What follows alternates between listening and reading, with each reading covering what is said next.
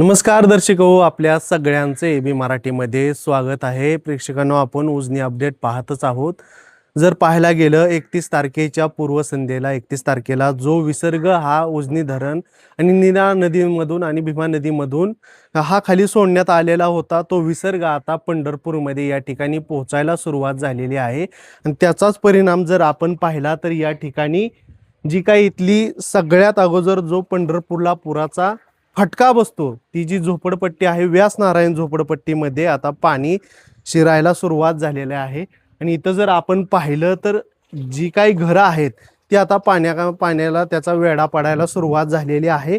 आपण पाहतोय की ती जी काही घरं आहेत त्यांना आता प्रशासनाकडून योग्य त्या ठिकाणी हलवण्यात आलेलं आहे.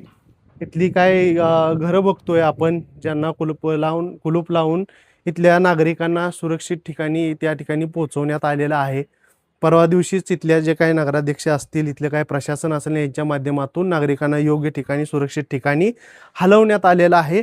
आणि आपण जर आता पाहिलं, जो विसर्ग 31 तारखेला 30 तारखेला सोडण्यात आला होता उजनी धरणातून आणि वीर धरणातून जो विसर्ग सोडण्यात आला होता, नीरा नदीमध्ये आणि भीमा नदीमध्ये जो विसर्ग सोडण्यात आलेला होता, तो विसर्ग आता सध्याला या ठिकाणी पोहोचलेला आहे.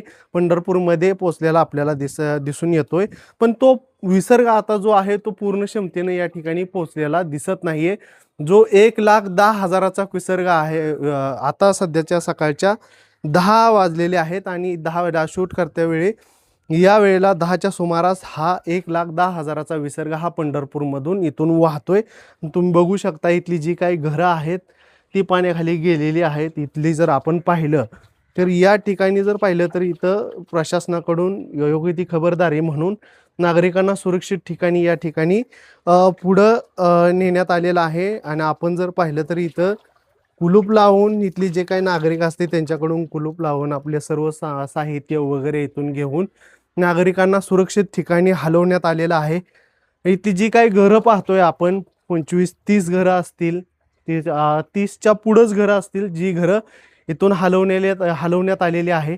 आणि या घरांना पूर्णपणे पाण्याचा वेढा पडलेला आहे. जी काय नदीकाठची घरं आहेत, नदीच्या जवळ असणारी, काठावरची असणारी ती घरं, आता त्या घराला पूर्णपणे पाण्याचा वेढा पडलेला आहे.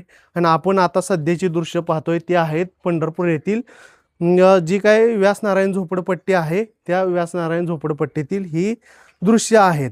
जर पाण्याचा विसर्ग आता पाहायला गेलं तरी आज जर सकाळी आपण पाहिला असेल तर उजनीतून येणारा असेल, परत नंतर वीर धरणातून येणारा असेल, विसर्ग कमी केलेला असला तरी जो परवाचा 31 तारखेचा जो विसर्ग आहे तो अजून या ठिकाणी पोहोचणार आहे. पूर्ण क्षमतेने या ठिकाणी पोहोचलेला नाहीये.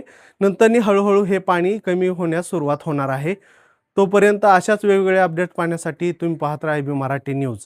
कॅमेरामन व्हिडिओ जर्नलिस्ट रोहित सोबत मी गोपाळ माळी, एबी मराठी न्यूज, पंढरपूर.